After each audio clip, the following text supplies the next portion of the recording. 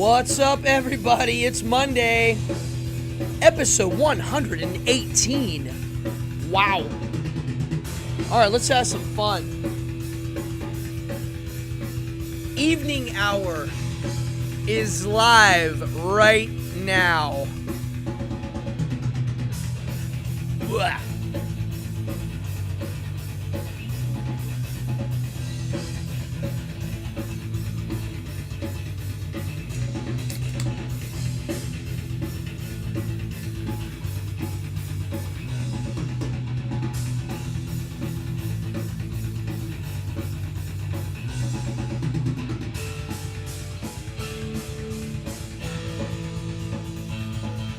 Yeah, let's do it. Come on in. Happy Monday.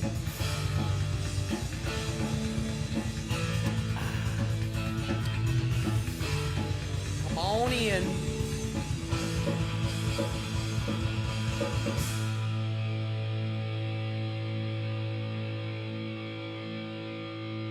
Hold on. I'm gonna let this one roll. 1, 2, 3, 4, 5. What's up? Evening Hour Live, episode 118. My name is Cardone. Come on in. Oh, yes. We're celebrating a cool birthday today. We'll talk about that.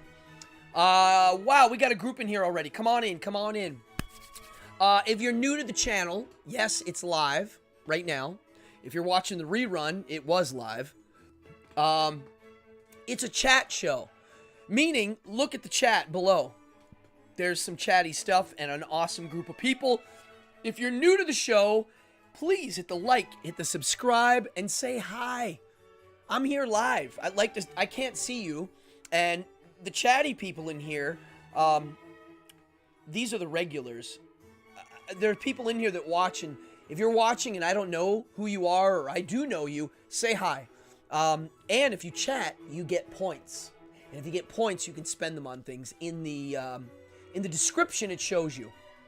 You'll see people playing some weird games. Now, I'm not sure if my points are working today because I had to reboot my entire Streamlabs today. It was crazy. We got Peter, Jason, Ruth, Arrogant Media, Jason, Lilith. Who else is in here? Yeah, the chat is where it's at. Oh, we got a good one today. I think today it's a loose subject, and I think it's going to spawn some chat. What did I want to say before we get moving? Well, it's spring. We got spring roll. Oh, my mom's in here. What's up, Mommy? Mama in the house. Cheers, Mama. So before we get to anything meaty, I wanted to say spring is in store. My trees are growing. The plants are starting to move. The what do you call it? The daffodils are out already. I flipped my hot tub today. Humanoids from the Deep. One of my favorite movies. Oh, you were writing? Very cool. Yeah, I flipped the hot tub, which means I drain it, scrub it out, fill it with water, put the salt in. It's a saltwater hot tub. Put the salt in and the oxidizers and whatnots. Yeah. We're gonna get to the doctor. Yes, today is Dr. Anton Szandor LaVey's birthday. I'm a fan. It changed my life. There's a lot of people in here who clearly appreciate what he did. He would have been 92 years old today. And yes, Anton Szandor LaVey was a wizard. And I mean, he is the most wizardly of all wizards that I can think of. He's my favorite modern philosopher, iconoclast, free thinker, poet, humorist, occultist. To me, Anton Szandor LaVey is the Ramones of occultism. Because even the people that don't identify all the way with what he was going for, they still were clearly influenced by him. Just like the Ramones did. The Ramones never, when they were around, broke out of that underground thing. but they influenced a certain group of humans that went on to influence on a large scale. And because it was a little underground, that Ramones thing, it took a better grasp. It took a better hold. It had more influence because of what it was. And to me, that's what Anton Szandor LaVey did. He, I will be honest, my favorite books by him when I was younger, I mean, the Satanic Bible clearly is the fan favorite, but I like The Devil's Notebook. When I read that, I was like, yes. There's some essays in there that blew my head off. Now, when I found him, Anton Szandor LaVey, I felt like I wasn't alone and I found a friend. That's how I felt. I was like, wow, this guy gets it. So, cheers. Happy birthday, Anton Szandor LaVey. Hail Anton Szandor LaVey all the way. Cheers. If you were alive today, I think you would be tickled and shocked at what's going on. Yeah, I know. I mean, a lot of us like him here. He, yeah, The Devil's Notebook was is my, there's some stuff in there that blew my head off. Hey, we got Dallas, we got Arrogant, Jason, who else is, Amanda's in here. What's up, Malcolm? What else did I want to say today? Oh, next Monday, my show is different. Next Monday, I am going to be doing a Boardgasm, which is my board game show. Same time, same bat channel. And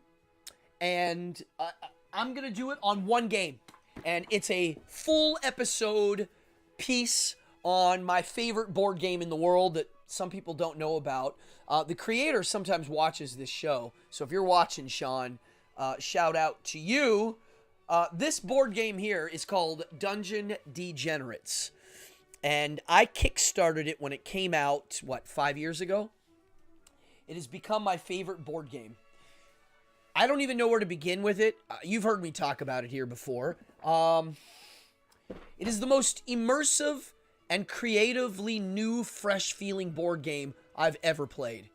I played it non-stop for a good solid 2 years. And I mean daily, the same game. It's an ongoing game. It never, unless you lose. If you don't lose, it keeps going. It's an open world sandbox of a game. It's like you can do anything you want in this board game. There's no dungeon master. It's a unique version of a role-playing experience without a dungeon master, quote, in board game format. That's how I would describe it. The boxes, it doesn't even begin to how... Imagine someone creating a work of art that you literally get to explore over years, digging inside and learning new things. That's what that board game is. And it's not for everybody. It's a little bit of effort, and you can't... Oh, sister's in the house. What's up, sister? Hi, what's going on?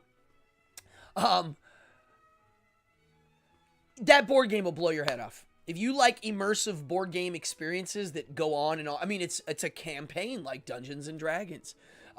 It's got adult themes, meaning there's illicit things in the game like substances, and they have a mechanic in the game that's bought, sold, and used. It's really interesting. The fantasy part is unique too, and the art is, as you saw the cover. So next Monday, I'm going to be doing an overview, and the reason is because I'm getting ready to start it up again. I'm going to start a new campaign. Why? It's in its 4th printing on Kickstarter. Still the 1st edition, 4th printing. And new cards came out because of it. And I have the new cards, and I put them in the game, and I'm like, I got to do this again. There's some new cards that I was shocked at that went in the game. But I don't want to go on and on. I just wanted to mention it. If you're not into board games, you will still have fun watching this next week. You're going to see me nerd out like no other.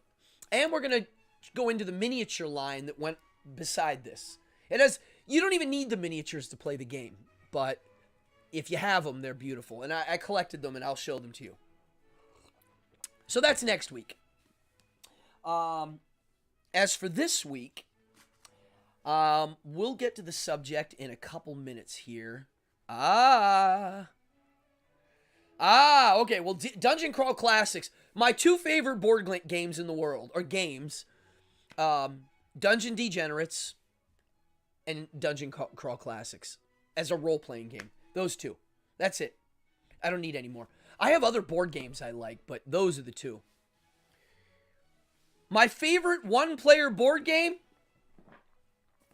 Right here. I do like Hellboy and Rambo. Those are all new. But this one kills them all. You can play this one player. I played this one player for almost a year alone. That's how good it is. You just need somewhere to keep it set up. If you put it away and unpack it every time you play it, it's a pain in the butt. But if you can keep it out somewhere, you'll walk by the board and go, ooh, I should be doing this. And then take a quick turn and move on with your day. That's the kind of game it is.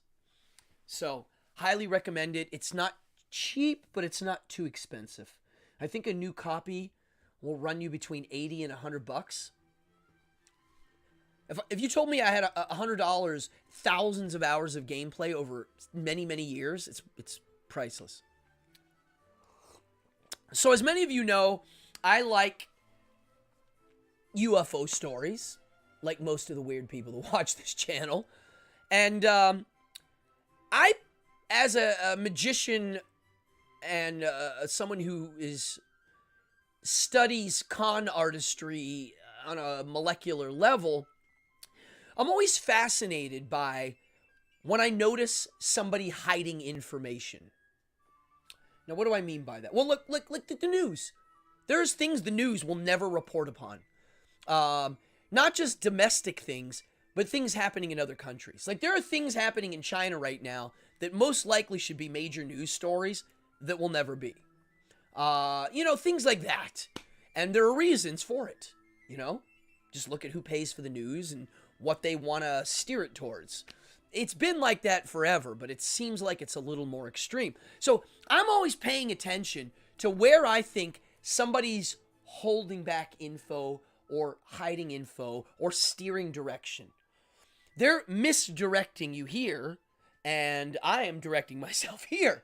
So when I study UFO stories, I look for the ones that seem so prolific and big and have many people involved, yet there's no news stories. Or the news stories were erased for no reason. And the things in the UFO world that blow my mind are the mass sightings. Not the abduction guy or someone saw a UFO, but the ones where more than one people saw the same thing from different sources. And there's been a few. There's one in Australia at a school that blows my mind that nobody knows about. It should be front page story all over the world. Well, it's not. And the newspapers that covered it when it happened 40 years ago, you can't even find the archives of the real stories. Okay? That's one. The other one's the school in Africa. Hold on. There's nothing like a hair in your mouth. I'm not hiding it. I got some sort of... we evolved to notice hair. Isn't that weird how easy it is to be like, there's a hair in my mouth? It's so weird. So the school in Africa. The other one is, there's a UFO incident involving the military in England. No one knows about that one. And the other one is the Berkshire UFOs, and it doesn't even have its own Wikipedia. Now, if you do a little research, look up Berkshire UFO incident. There's a little bit of info on it on YouTube, not a lot. Mass site. A lot of people multiple people saw something really hard to explain. And recently, a bunch of behavior experts watched the witnesses and did some evaluating. Pretty interesting. Look it up, Berkshire UFO. Also look up Australian school UFO, and you're going to be like, what? 200 plus people saw. Students, teachers. And when they interview the people now, they're just like, this is something. Imagine seeing something that profound and then being told, A, not to talk about it, and B, they start to erase it. How you'd feel, how weird that would be. Well, let's get into the subject. I entitled tonight's episode 118. Oop, and I cut it off. Let me see if I can I live edit this? Let me see. Tell me if you can see this move. There we go. Hanging with old wizards. I don't know why it was in there crooked. Oh, you just had a great dinner. Awesome. I didn't eat yet. I got to eat. As soon as I'm done, I'm going to go eat. So I entitled this Hanging with Old Wizards for many reasons. And it came from, I wrote a little essay on my Instagram. And for anybody watching the show, if you follow my Instagram, you'll see I do supplement the ideas on this show on my Instagram through essays and photos and whatnots. And I wrote an essay on how young people don't hang out with old people anymore. It's not a value that's considered to be cool. Just go to, a bunch of 20-year-olds. They don't hang out with old people. They don't want to. Why would they? There's no need to. Now, I grew up in I'm as most of you know, my lifestyle is not, quote, normal. I'm going to sit in the thinking position. I don't know why I think better with my legs crossed.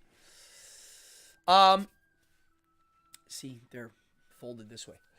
So, I grew up, and my mom's watching and my sister's watching, and they'll vouch for this.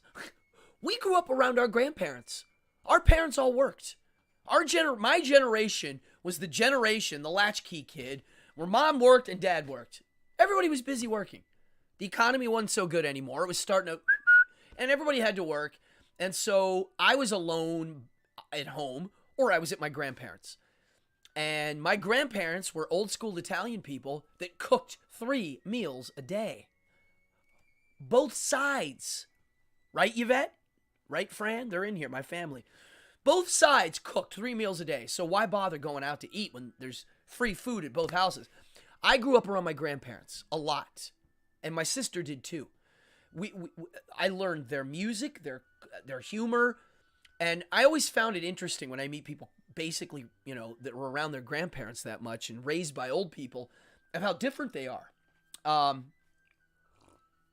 Now, I wrote this essay about the culture war. Maybe one of the problems is the fact that the, quote, old values that are considered not cool, they're so far away and foreign.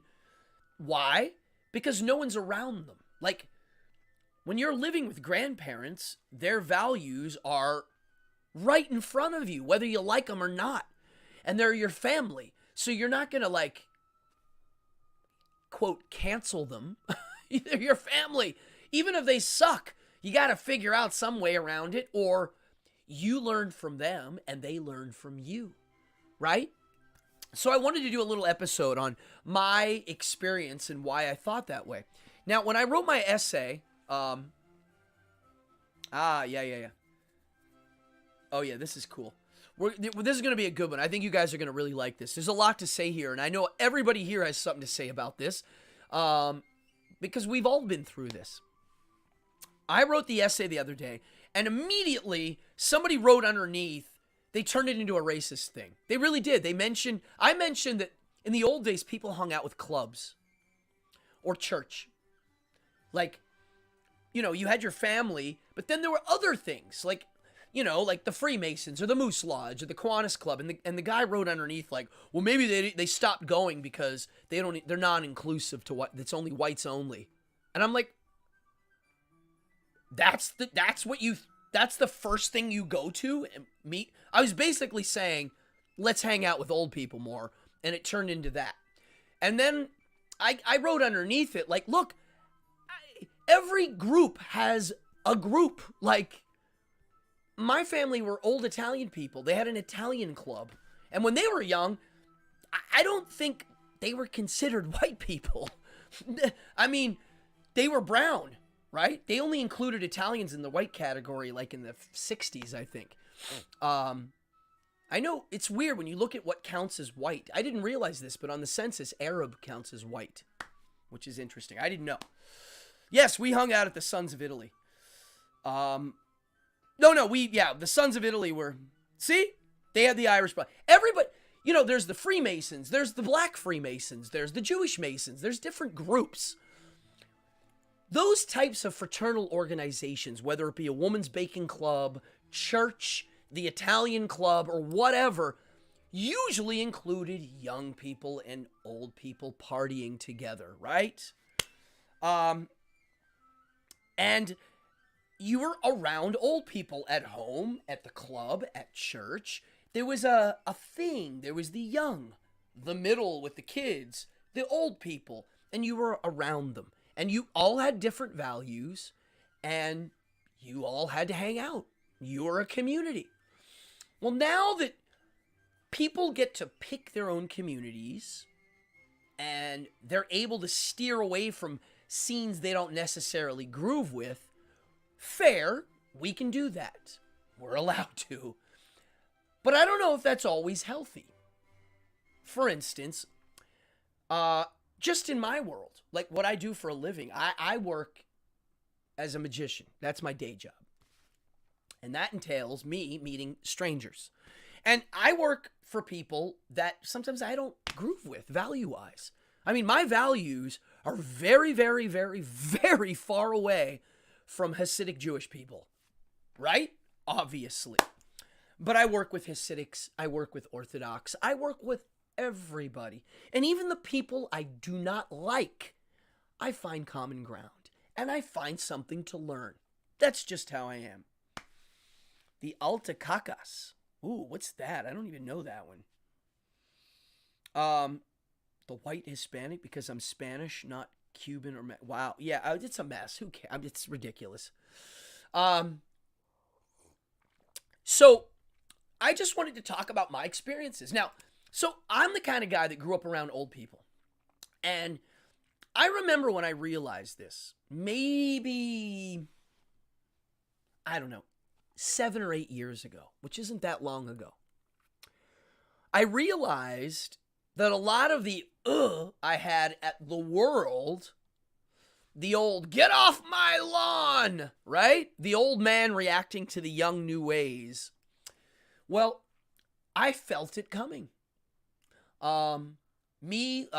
Free-thinking, crazy punk rock older guy, I feel myself. Oh, it means, okay, I didn't know that. I like that.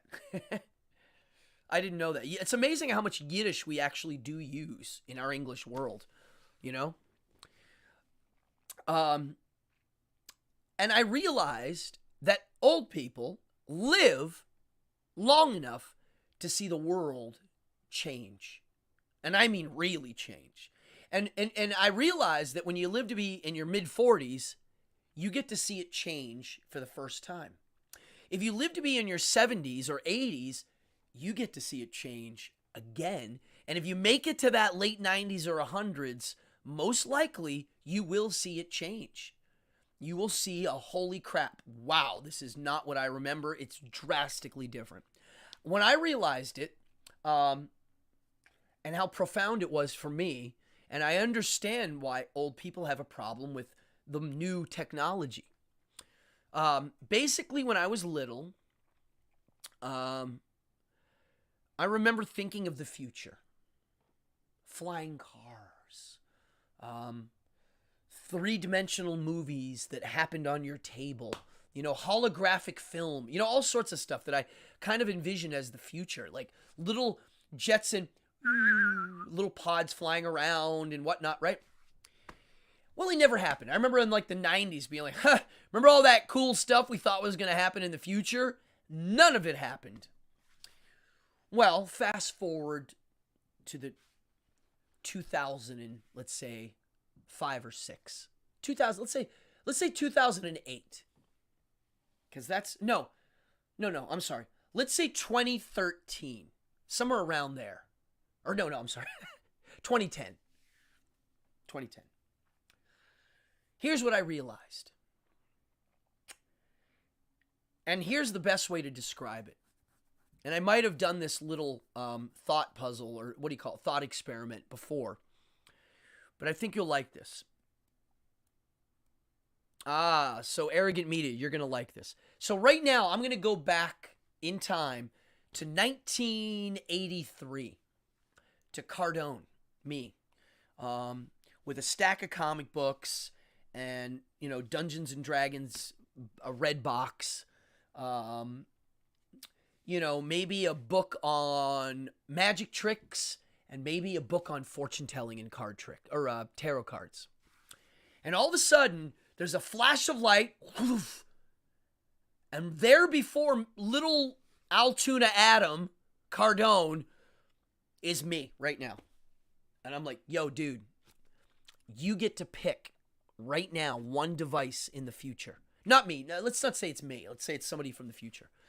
A future scientist. And he's like, all right, look, I don't know why you got chosen for this, little guy, but I'm a man from the future, and I'm going to give you 2 different things that if you say will happen, you'll get that in the future. Sooner than later. And, little Cardone's like, what? And he's like, yeah. All right, here we go. So imagine you get to have either a little pod that you can get in, boop, boop, boop, boop, hit a couple buttons, and literally fly wherever you want. And I'd be like, what? Yeah. Across town to LA to Alaska, right?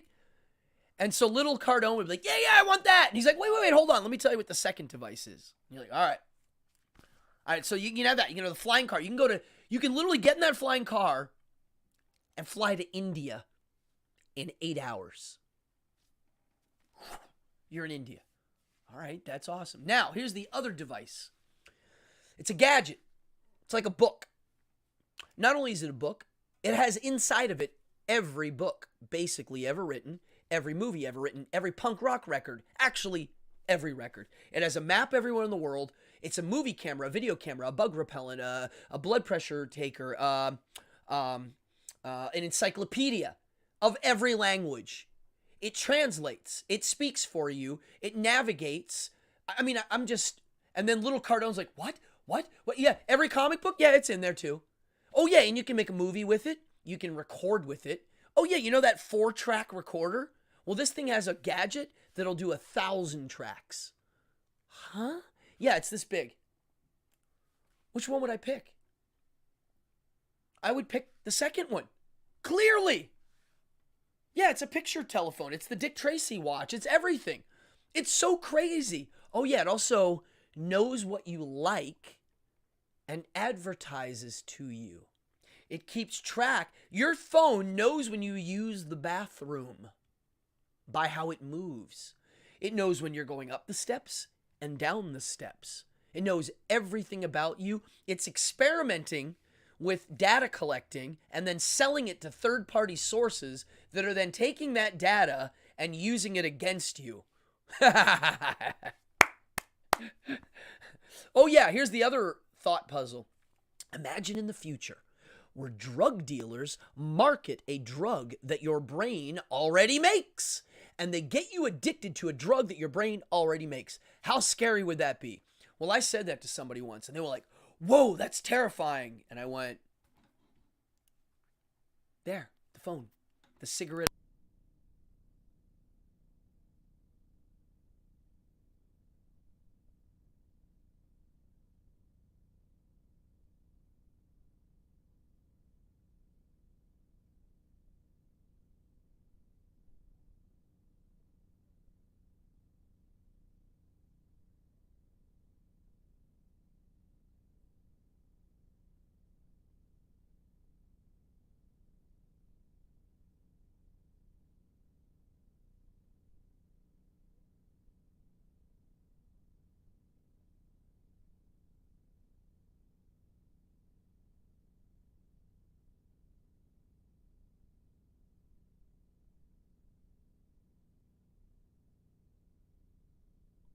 Oh,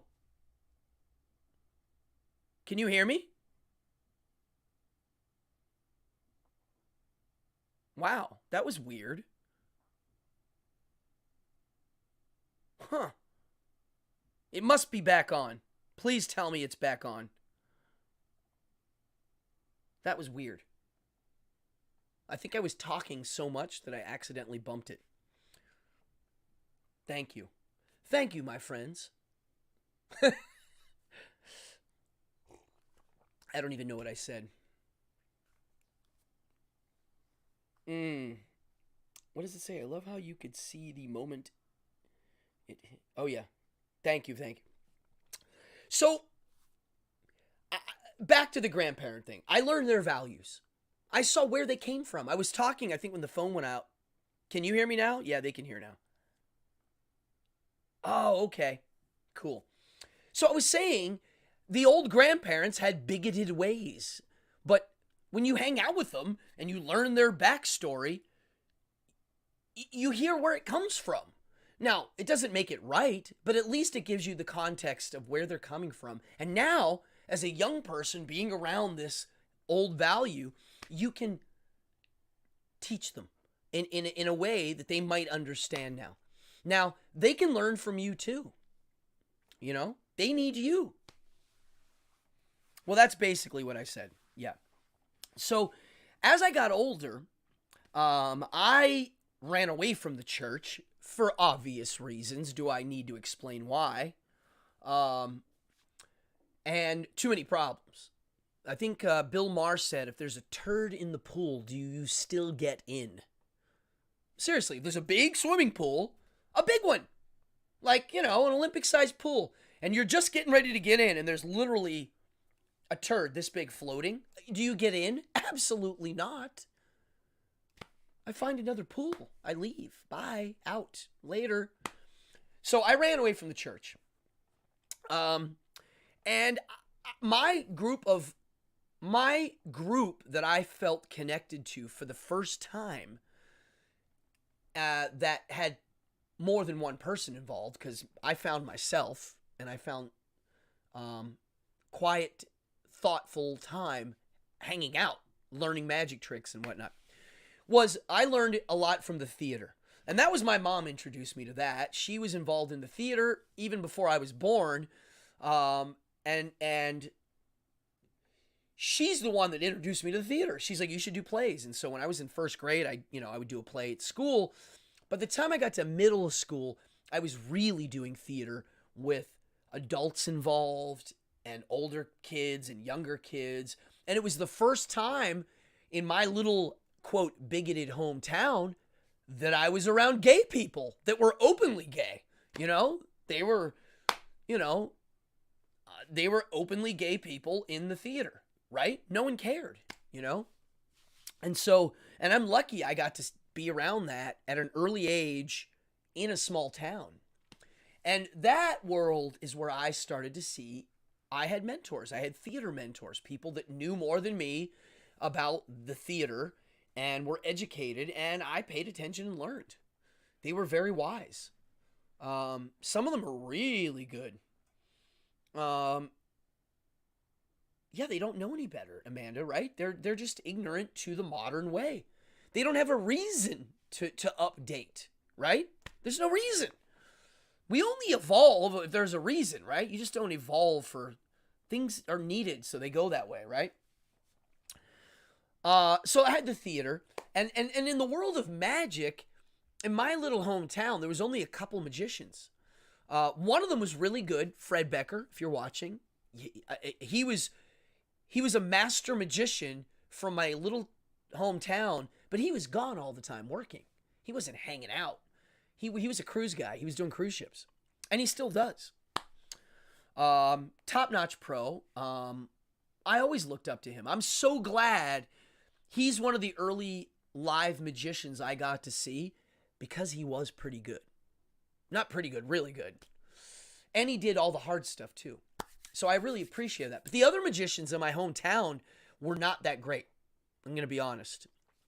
So when I got a little older, high school, I was still involved in the theater, but I was getting crazy with punk rock. I started experimenting and going off my rockers in the punk rock realm, but the thing that kept me grounded was theater. And that's what I ended up going to school for, and ultimately In theater school, again, I had older mentors that I looked up to. And when I started doing magic professionally, I also found older magicians that had different values that I learned. New, old values. New, old values. And why they had those values, where it came from, out of necessity. Kind of like All in the Family, yeah. Well, All in the Family, that show, I thought was really important because that's what that show was about. It was about the culture war of the old and the new and how they had to live together and deal with each other. And, Archie Bunker did some really racist things on that show. But the way he portrayed the character, if you study the way the actor portrayed the character, like in today's standards, they would have canceled Carol O'Connor for being racist. Even though, or the writer for you wrote a racist character, therefore you are a racist. It's like, no, he created a real human being. Archie Bunker was a character we all knew. Our granddad behaved a lot like him and said a lot of the same things and even dressed like him. So that character was a real living, breathing human being. And yes, he said shocking and terrible things, but then you got to see Meathead rebuttal and debate. And then Meathead sometimes would say stupid things that the old guy who's the bigot would rebuttal and say, you're dumb. And the reason why that show is so cool is the older people could watch it and so could younger, and then they would end up having a discussion around it. We don't do that anymore. No one wants to deal with uncomfortable subjects. They just cancel them or erase them, or what I'm always noticing, hide them. They hide them. They don't necessarily erase them, because if you erase it, it's like, well, you erased it, so therefore you're hiding it. I mean, you're clearly hiding it. But if you passively hide things, you're not erasing them. That's what shadow banning is on the internet. They don't erase you. They hit the button so you don't go anywhere. They quiet you. Yeah. Yes, Peter. That show is very relatable, whether you're the old people watching it or the young people watching it. And we just don't have that anymore. It's just not there. And it's not sexy to sell going fishing with granddad or baking cookies with grandma. It's not sexy. It sucks. But fortunately, I thought the pandemic did some interesting things. It forced people to stay home, take care of their surroundings. They said the home improvement went out the roof. People started building shells, painting, organizing their homes better. People started hanging out with people they don't normally hang out with. So where does this go? What happens when we lose touch with the old and the elderly? And why are old people wise? What makes them so wise? Well, let's just set aside the bigotry of the racist old people stuff. Because if you go back far enough, yeah, our grandparents said crazy racist stuff. I mean, really. Oh, you're making cookies right now? I love it. Why are old people wise? Well, I used to think about my grandma, Grandma Helen, my father's mother, who just died literally, less than a year ago, or 2 years ago. It would be, yeah, coming up on 2 years. And so somebody like her, when you live to be in your late 90s, well, first of all, just physical pain alone. I'm almost 50, and that hurts. It's just, I have arthritis, and it ain't gonna get better. And so as you get older, yes, there's physical pains, literally surgeries, physical pains. Cancer is growing in all of our bodies right now. All of us have some sort of cancer cells. I hate to say it.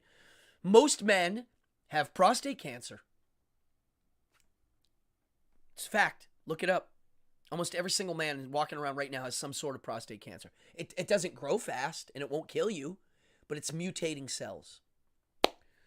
And so we have pain and suffering coming our way, folks. If you're lucky, you'll get hit by a bus. But if you're not, oh, you had a Grandma Helen too. Yeah. Yeah, you do look like Helen, you bet. The other thing that you have to deal with aside from physical pain is loss. I mean, think about how many friends and relatives die when you live to be 98 years old. Everybody that you knew is gone.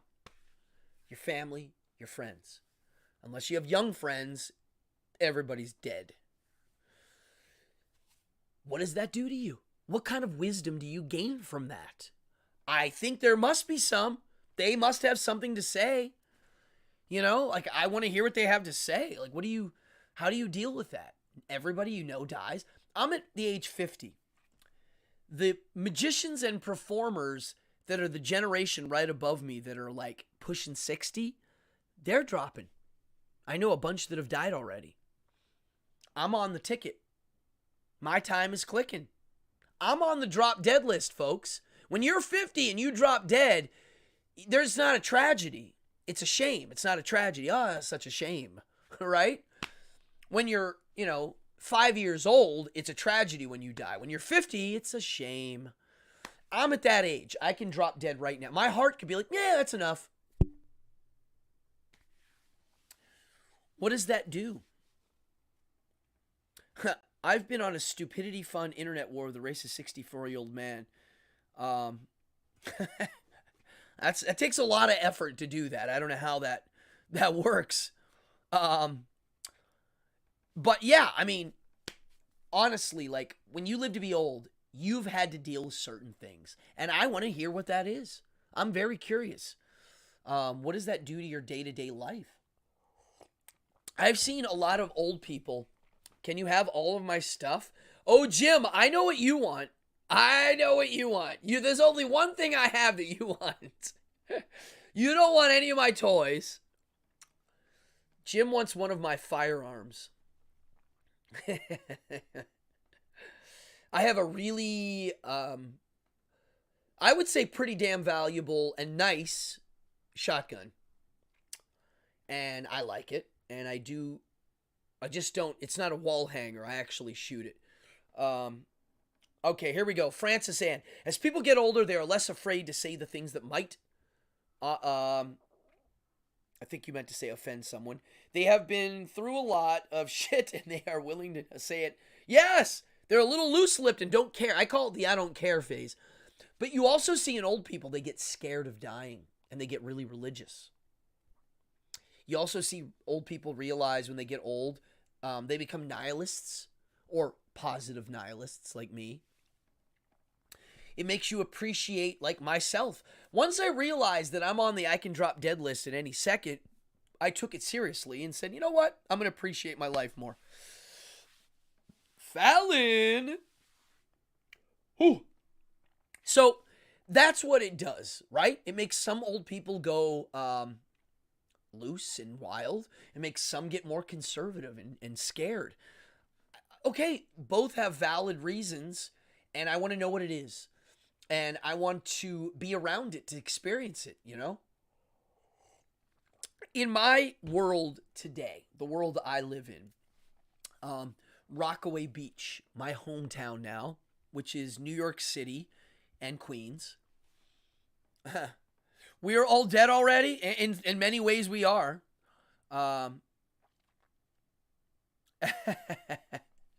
Pretty much gone, the filter. I mean, I have a filter. I don't say everything I'm thinking. But I have gotten to the point in my life where I realize of how short our lives are. How ultimately meaningless it all is. How nothing really matters. And my life doesn't matter, nor does yours. And when I realized that version of bleak and how nihilistic I really did feel about everything, it didn't make me sad. It did quite the opposite. And I know for a fact that that's not how most people are, but for me, it really did. It really made it seem like, wow, I have a giant sandbox in front of me now, and it's all up to me. And I can make sour grapes here, or I can sculpt a cool sandcastle. And I can make that sandcastle so cool that other people might want to participate, or they might want to knock it down. I don't know. But I know that it's up to me. Not up to you, not up to you, not up to anybody, not up to the government, not up to the religions. It's up to me. And hanging out with old people, I don't know. What do you guys think? What else can be done? How can we return to that in this modern way? Now, in my hometown, there's a lot of old people out here at Rockaway Beach. And because it's a beach community, old people party. They live here. They go to the beach. They drink. They celebrate. They dance. If you go to the boardwalk to any of the music parties that happen, like in the summer, it's a mix of anywhere from little kids to teenagers to grandma and grandpa, all partying on the beach. Here you go. Here's Peter with something. Peter Benedetti says, I think the longer you live, the more you can recognize the difference between what's noise and what's valuable. Yeah, I mean, I guess, yeah, like your value filter starts to, which is what I did with my 2-year I'm gonna die filter. I just turned it up. Yeah, like you should know yourself well enough at an old age. It's more self-realization. Yeah. I mean, I would hope so.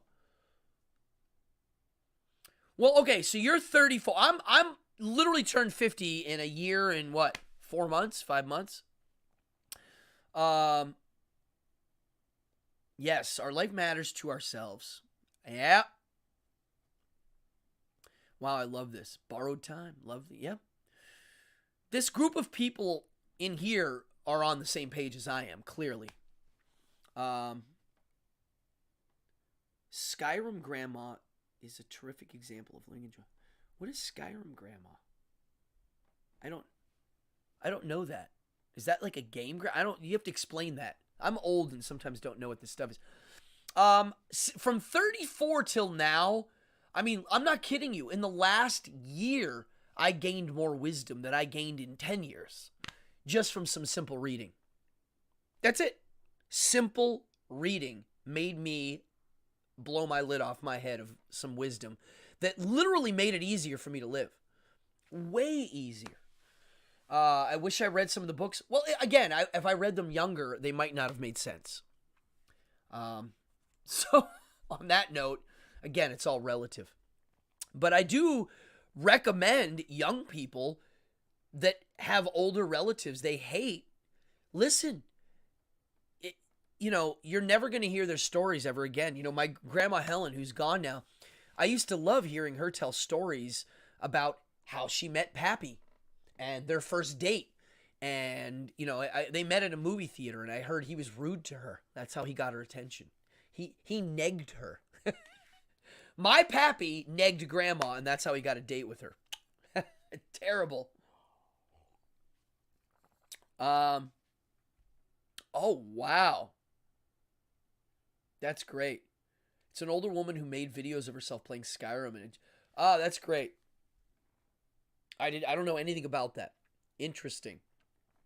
Well, I'm curious, like, how do we take our modern internet phone culture, dopamine addict brains, which is what everybody is now with the phones. The younger people really have problems with it. How do we take that and interject a sense of community around the hierarchy of the young, the middle age, and the old, and learning in there, the different facets of life? And I always say this, if you're older, you need a young mentor too. Just like the young need the old, we need them too. That's what I wrote in my essay. When I wrote that essay the other day, and people were somebody I know, and I like the guy. He's a friend, but he focused on the wrong stuff. A lot of people are. I mean, I'm getting ready to write an essay on how our data processing brains, they're just looking for I call them the box button. The thing that you see written in my essay that you get, oh, I'm going to put it in that box. Oh, I'm going to put it there. He chose to put it in a box that I thought was weird. And I was like, no, I'm just talking about hanging out with old people, folks. And not just, you young people need to learn off of the old people. That's not what I'm saying. I'm saying the reverse too. Old people need to hang out with the young 20-year-olds and listen to their stories and their arts and their entertainments and their values, because they have a reason for theirs too. Just as legit as the old. They used to do projects in school where you have to interview an elderly. I mean, they'd still do it maybe. Yeah, box equals death. I agree. Yeah, our Nana was the president of the Sons of Italy Club. Yeah.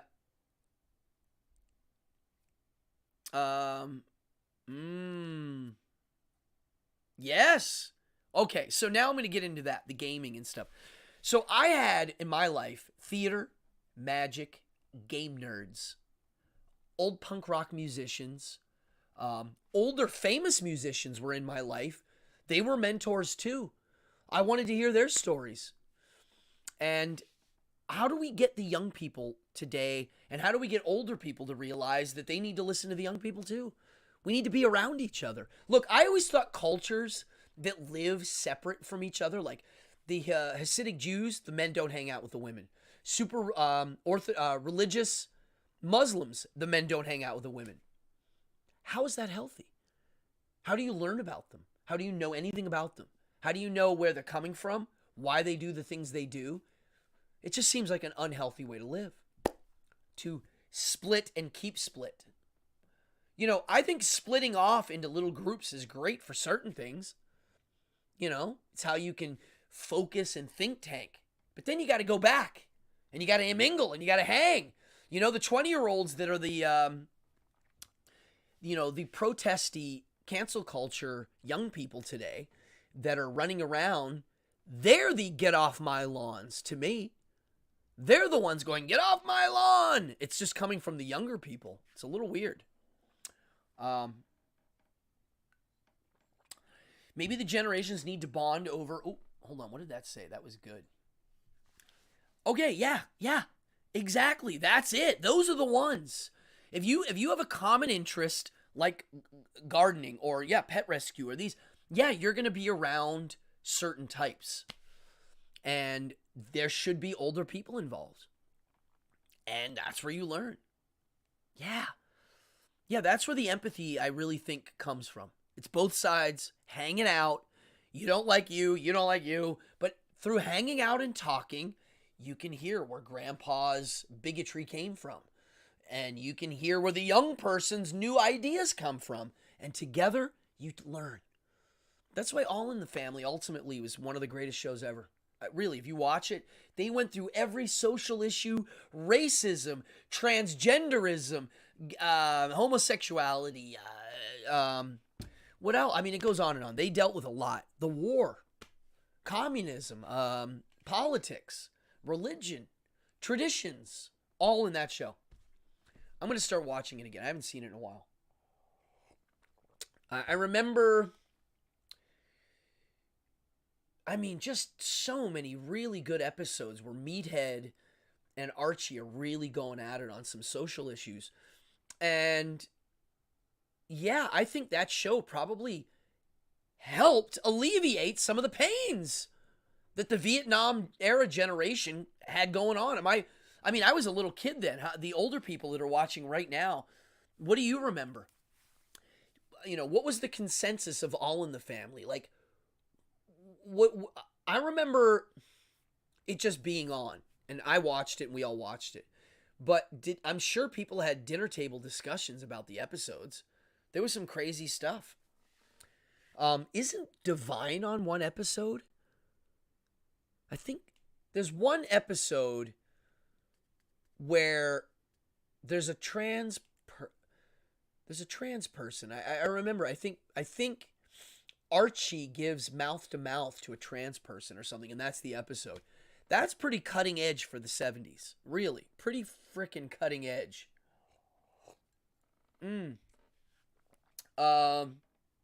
Wow. Jason just said something cool.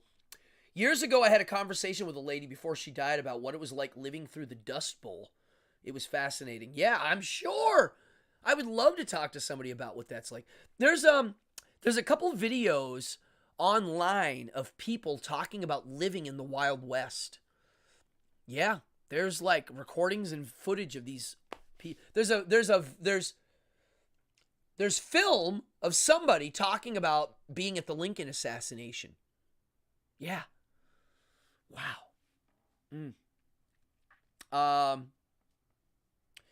Well, there you go. I mean, that's it. I mean, Arrogant Media, what you're saying there is, yes, there's something to be learned from everybody, even the bad guys.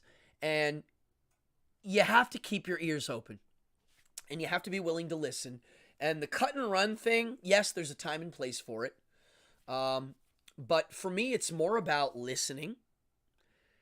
And, I mean, to me, listening is the main thing. Letting people have a voice, even the bad guys, and listening. And discussing and discourse. Without that, there ain't no hope. And that's why I'm a crazy free speech advocate. And I always will be.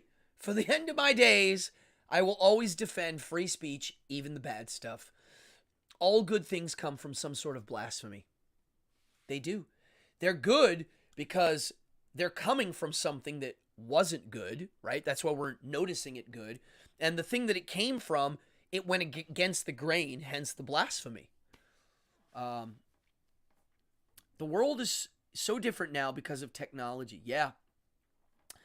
Yeah, I would say, Peter, that, Fallon, look up, I think they were on a TV show in the 50s, one of those, not You Bet Your Life, but Guess Which One's Telling the Truth or something, and it's a guy who's like, well, he was a little kid at the Lincoln assassination, yeah. It was easier for us to relate to older people because we were born into a... Yes. Okay, Peter, you just raised a good point that I never really thought of, and which is why I really like doing this show. So the difference... Okay, excellent. This is what I... Oh, wow. Okay. So when we were little, Peter, I think you and I are about the same age, or at least close. The technology between us and our grandparents, while it was very different with the TV involved, it wasn't that different. We were still analog to a certain degree. We still had about the same amount of access to information, meaning if my grandparents wanted to do research, they had to go to the library, just like I did. Now, To Tell the Truth is the show. There it is. Ruth, thank you for being my dramaturg, or what do you call it on... I always call it dramaturgy, but for this, To Tell the Truth. Yeah, it's really interesting to see people talk about stuff. Peter's bringing up the notion that the modern world, like the 20-year-olds now, were raised with the dopamine device. And so that is different. What I think it means is the brainwashing ability of the powers to be, the medias, the people that shape our reality are coming through these devices, the YouTubes and the phones. And so the young people are growing up with that, right, as their baseline. I didn't have that baseline. When I went into my bedroom, I had no outside influences. I had my books and my room and my ventriloquist dummy, you know? Today it is different. Yes, I will give it. It is a different world. Which means we need it even more now, maybe, right? We need even way more focus on the quality time of the value of hanging out with other humans and not just getting our information and our discourse from our devices, which are completely manufactured. What's the book Manufacturing Consent? Anybody ever read that? Now, I'm a fan of Noam Chomsky's, some of his older stuff. Some of his newer notions I think are crazy. But his older stuff I really think is pretty powerful. Manufacturing Consent. Ugh, scary stuff. My mother's family were homesteaders. Half of the house was dug into the side of a hill. Wow. Interesting. Wow, this is great. Gen X, the perfect before after. Yeah, I mean, I guess I count as Gen X. I was born in 73. I guess I'm Gen X, right? I don't know the cutoffs of how they do it. Well, okay, well, so Dallas, the brainwashing is only going to get worse. Well, I mean, again, this is why nothing gets done. It's beyond brainwashing because the people in charge of our dopamine devices they have lobbyists in DC running around getting things leaned in their ways. I mean, it's just the way it is. It'll never not be that, right? It's just going that way until the world starts over because of nuclear war. It's going that way. This device, will be installed. Imagine when it's installed in our heads. Ugh. I mean, the fact that our information of how many steps we take, how active we are, what we look at, the facial recognition software notices when we smile now, and how they sell that to people, it's beyond our control now. The cat's out of the bag. The only difference I would say is, like, in certain countries, they're kind of open with it, how nefarious it is, like China. In China, they have apps in their phones that they know when you leave the rear of your house. And if you leave the back door of your house too much, they send people over to interview to make sure everything's cool. We have it here too. It's just not the, quote, government doing it. It's private companies doing it. And those private companies lobby the government. So, isn't that called fascism? I think so. Pretty weird. The focus it takes to connect real life people is deeply, deeply damaged. Yeah. The information that gets thrown at young people today. And that information getting thrown is manufactured for a specific thing. That's what's crazy. It's not just, here's a bunch of information to learn. It's, no, we're giving it to you. We're seeding it for a reason. Yeah, short attention spans, of course. Terrible attention spans. Well, okay, so the VR chat is actually great for connecting people, but the problem is there's a filter. Like right now, if I start saying certain things, it will cut me off. I can't say whatever I want on this channel. I cannot. There are certain things that will be considered misinformation, and I will be shut down. Things that were considered misinformation 9 months ago aren't anymore. Think about that. There are things that I could have said a year ago that would have made me lose my channel that I can say now that aren't considered misinformation. But if I lost my channel last year for saying it, they wouldn't give it back this year after admitting you're allowed to say it. That's weird. So that's the problem. It's like there's in-betweeners now with media and information. So I don't know if there's any hope. You can throw it in a drawer, but the problem, Lilith, now is, like, I can't go to do a magic show anymore without this. People are paying me on it, and they're researching me and sending me info.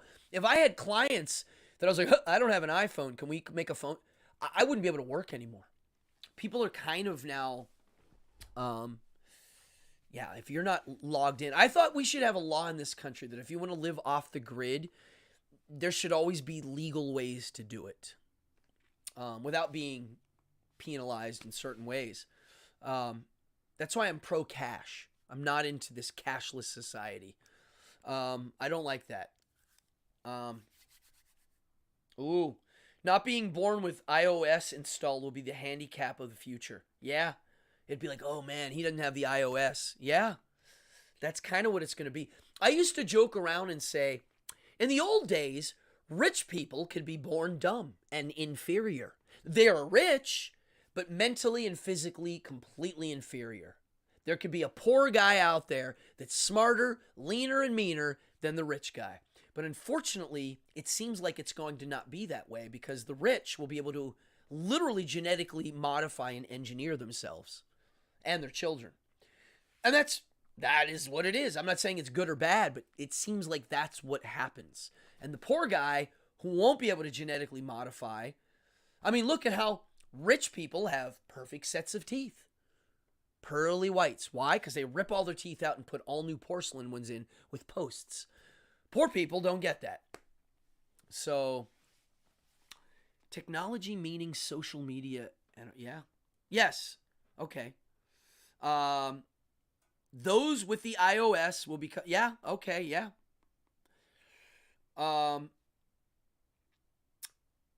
Yep, without social medias, you don't exist for your work. Yeah, hey, I'm in it too, folks. I hate all of this, but it's my medium now for communicating my ideas, and I'm an entertainer, and everybody uses their phones for entertainment purposes. I'm a live entertainer. To me, that's why you don't see me doing magic on here all the time. I do it a little bit once in a while, but I try not to. I want to do it live. You wanted to live off the grid on a tropical island surrounded by dolphins and stock full of guns in your command. I mean, yeah. I think I would like to live off the grid one day. You know? I don't know. What do you think?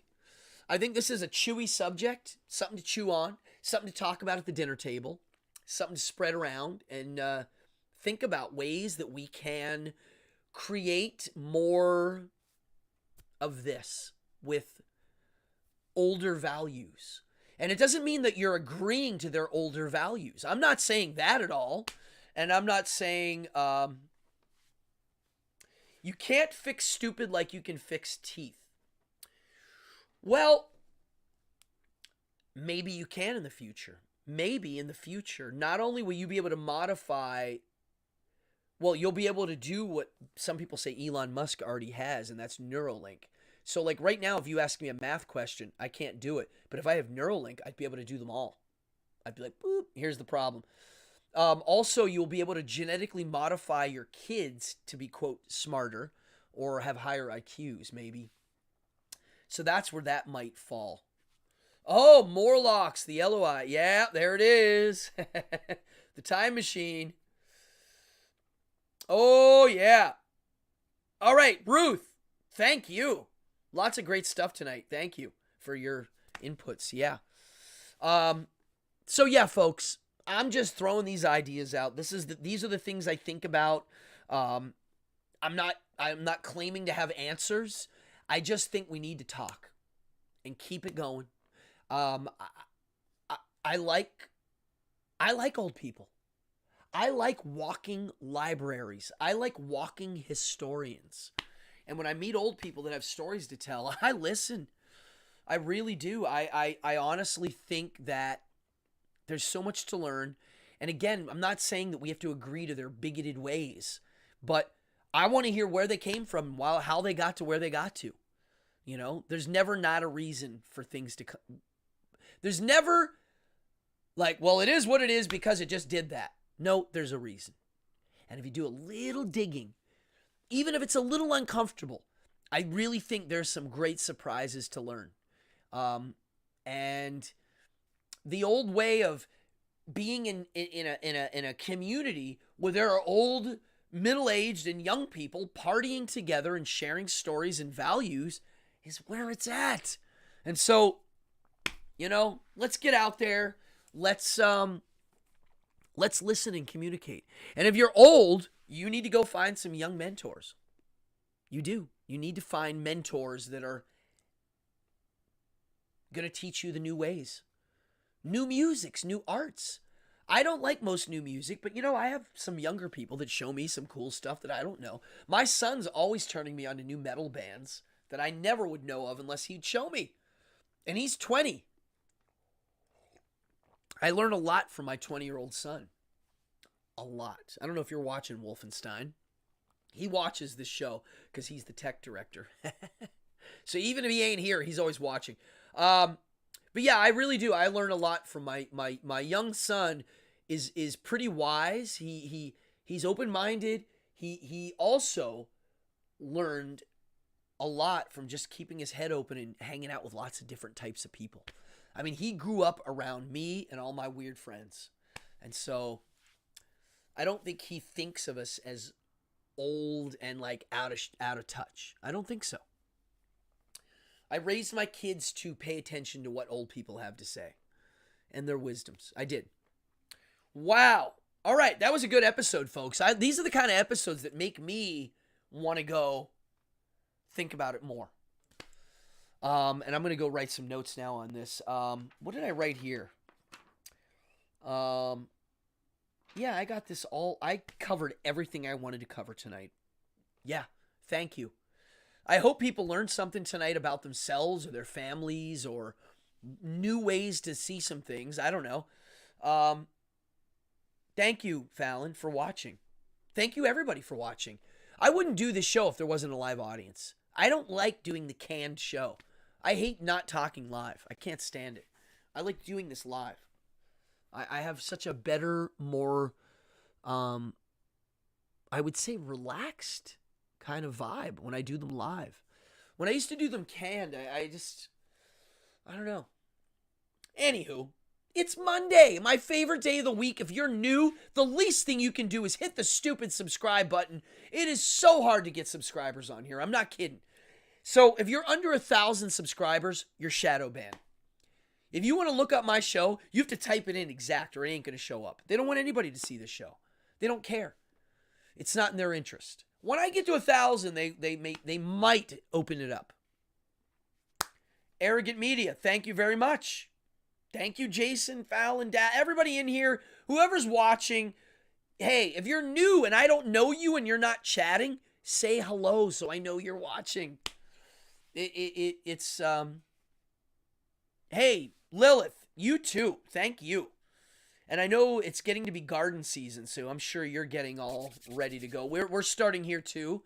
I started getting some gardening stuff ready too. Thank you, Yvette. Yvette's my sister. She's in here. She'll tell you. We were raised by some awesome old people. Hardworking people that made their own food, clothes, carpentry, houses. Our grandparents built our house. My dad and my grandparents, basically, they built our home. You know? They made things with their hands. Thank you, everybody. I'm going to go eat dinner, start my beautiful week. I have a very kind of busy week of lots of things. I'm starting to get my shows are starting to now get busier.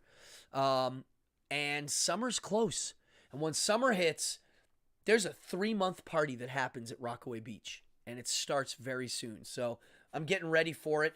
Anybody interested? I run an awesome Airbnb right here. Look up Rockaway Red House. Anybody that wants a vacation in New York City? Rockaway Beach is kind of cool. You get urban, and then you take a ferry boat, and you're in Manhattan. So you kind of get beach, New York City, ferry boats. It's a weird thing, and people are starting to do vacations here. Great for me. Achilles, Jason, Lilith, and everybody watching here tonight. Thank you very, very much. I wanted to show you, next week, my show is this. May 11th, next week, Boardgasm, episode 12, Dungeon Degenerates, my favorite game. I'm going to go off and super duper duper nerd out. And, everybody, party on. Live large and, live every day like it's your last one. Because it just so might be. And by golly, if you croak tonight, think of all the things like you wish you tied the ends to. Tie them right now. When you go to bed tonight, literally, I do this every night. I learned this from reading Marcus Aurelius. Sit down and go, if I croak tomorrow, would I be pretty cool with where I'm at right this very minute? If the answer is no, you better get up in the morning and start working. That's what I do. If I'm like, nah, I'm a little bit deficient there, that would annoy me. If I died and I knew I didn't do that or finish that project or tell that person off or whatever, do it now. Might not be here. On that note, I'm out of here. Party on Wayne.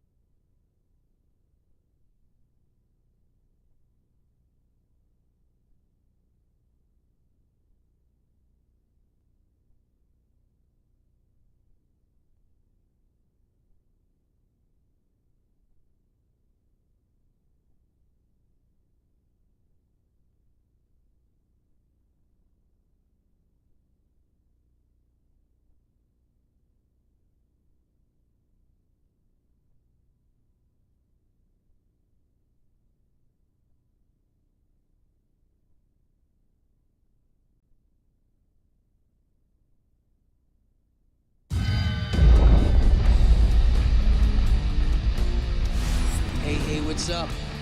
If you like board games, miniatures, and the smell of paint and glue, you are in the right place. Welcome to Boardgasm.